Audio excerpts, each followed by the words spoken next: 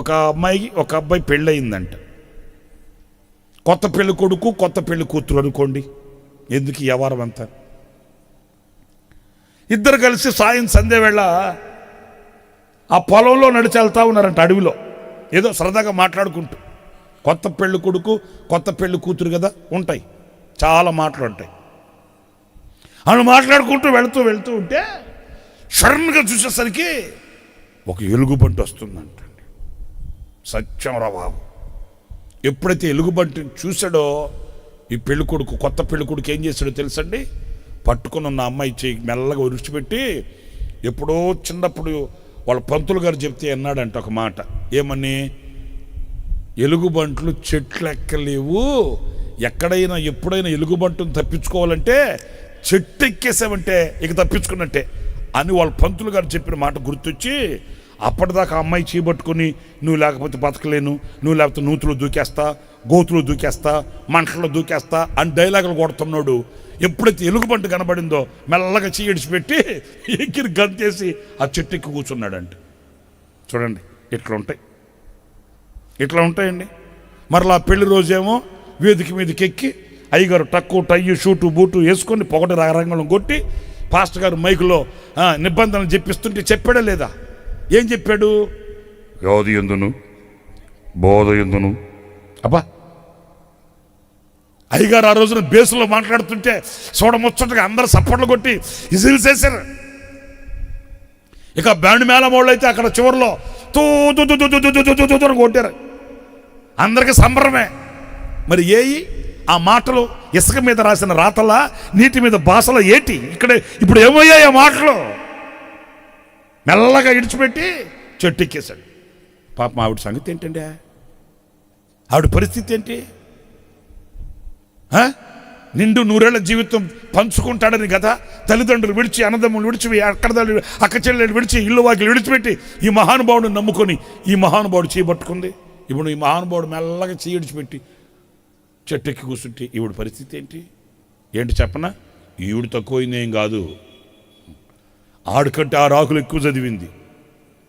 ఈవిడికి ఎవరు చెప్పారంట, ఏమని, సచిన్ సవాల్ దగ్గరికి మీకు తెలిసినట్టే ఉందేంటి, సచిన్ సవాల్ దగ్గరికి ఎలుగు బంట్లు రావని ఎవరో చెప్పారంట.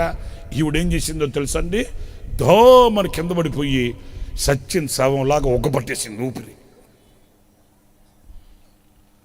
ఓ 10 నిమిషాలకి రానే వచ్చింది ఆ ఎలుగుబంటు. ఈవిడ దగ్గరకు వచ్చింది, చూసింది, ముక్కు దగ్గరకు వాసన చూసింది, ఒగ్గబట్టేసింది మనిషి. అమ్మా, కదలట్లా మెదలట్లా, ఇక ఊపిరి ఆడట్లేదు కదా, గాలి కొట్టట్లేదు, గాలి పీల్చట్లేదు కదా. ఆ తెక్క మొహం ఆ ఎలుగుబంటు అనుకుంది, ఇది సచ్చిందంత నాకేం పని అని వెళ్ళిపోయింది. అది వెళ్ళిపోయిన తర్వాత ఒగ్గుపట్టిన ఊపిరి లాగి ఊపిరి ఇడిసి ఊపిరి పీల్చుకొని అమ్మ నాయనా వెళ్ళిపోయింది అనుకుంటుంటే అప్పుడు దిగొచ్చాడంటే మళ్ళీ చెట్టు దిగొచ్చి వెళ్దామా అని చేయబట్టుకొని తప్పదు కదా, తెగదింపులు చేసుకుంటే కుదురుతుందా? దుర్మార్గుడు కూడా సన్యాసుడా పేనాసుడా ఆపద వచ్చిన తర్వాత నన్ను చేయి విడిచిపెట్టి వెళ్ళిపోతావా, నీతో నాకు అనవసరం అనుకుంటే కుదురుతుందా?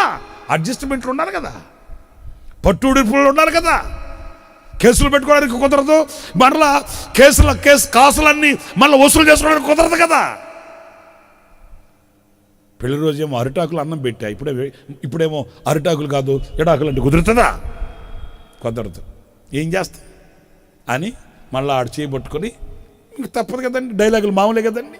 మళ్ళీ మాట్లాడుకుంటూ వెళ్తుంటే ఆడంటాడంట ఆవిడ్ని, సరేగానే ఆ ఎలుగుబంటు నీ దగ్గరకు వచ్చి నీ చెవులో ఏదో చెప్తున్నది ఏంటి అని అడిగాడంట. చూడండి, విడిచిపెట్టి వెళ్ళిపోయింది కూడా కాకుండా అర్ధాంతరంగా నడిసంద్రంలో విడిచిపెట్టి వెళ్ళిపోయింది కూడా, సచ్చిందా బతికిందా అని కూడా చూసుకోకుండా వెళ్ళిపోయి మరలా డౌట్ వీడికి, ఆ ఎలుగుబంటు ఏదో చెప్తున్నది ఏంటి నీకు? ఆవిడ తక్కువైంది కాదు, చెప్పానుగా. ఆవిడనిందంట చెప్పాల్సింది చెప్పిందిలే. ఆడికి అసలు టెన్షన్ పెరిగిపోయింది. ఏం చెప్పిందో చెప్పు అంటాడు. చెప్పాల్సింది చెప్పిందిలే. కాదు ప్లీజ్ చెప్పవా, ఏం చెప్పి? ఏం చెప్పిందంటే, నమ్ముకుంటే నట్టేటినన్నా నమ్ముకోగాని ఇట్లాంటి దుర్మార్గుడు నమ్ముకోవద్దని చెప్పింది. వింటున్నారండి? ఇప్పుడు ఈ చరిత్ర ఎందుకు చెప్పారంటే, ఇది మనిషి యొక్క నైజం. దీంట్లో ఏమి ఒకరిలాగానేమి లేదండి. ప్రతి మనిషి యొక్క నైజం అంతే. ఆపద వచ్చినప్పుడు, కష్టం వచ్చినప్పుడు, నష్టం వచ్చినప్పుడు, ఏదైనా ఇక్కట్లు వచ్చినప్పుడు ఎలాగైనా తనను తాను కాపాడుకోవాలన్న ఆ తపన ప్రతి మనిషికి ఉంటుంది. కానీ ఇక్కడ మనుషులు చేయి విడిచిపెట్టినట్లుగా ఆయన అర్ధాంతరంగా మనల్ని ఎక్కడో విడిచిపెట్టేవాడు కాదంట. మనుషులు దూరం అయిపోయినట్లుగా, మనుషుల కదా వెనుచూపినట్లుగా, మనుషుల కదా మనిషి చూపించినట్లుగా ఆయన ఎప్పటికీ మనకు వెనుచూపేవాడు కాదట. ఆదియు అంటే ఆరంభంలో ఉన్నవాడు అంతం వరకు నీతో ఉంటాడు. ఎన్ని కష్ట దుఃఖాలు వచ్చినా, ఎన్ని శ్రమలు వచ్చినా, శోధనలు వచ్చినా, నిందలు వచ్చినా, అవమానాలు వచ్చినా, బాధలు వచ్చినా, బాకుపోట్లు లాంటి పరిస్థితులే ఒకవేళ నీ నెత్తి మీదకి వచ్చినా ఆయన నిన్ను ఎప్పటికీ ఒంటరిగా విడిచిపెట్టే దేవుడు కానే కాదండి. నేను మొదటి వాడును కడపటి వాడును అంటే అర్థం ఏంటి? నీ తల్లి గర్భంలో పిండోత్పత్తి కాకమునిపే నిన్ను పిలిచిన వాడును, నిన్ను ఎరిగిన వాడును, నువ్వు చచ్చేంత వరకు కూడా నిన్ను ఎరిగిన వాడును, నీతో ఉండువాడును, నీతో నడుచువాడును, మొదటి వాడునై కడపటి వాడునై ఉన్నాను.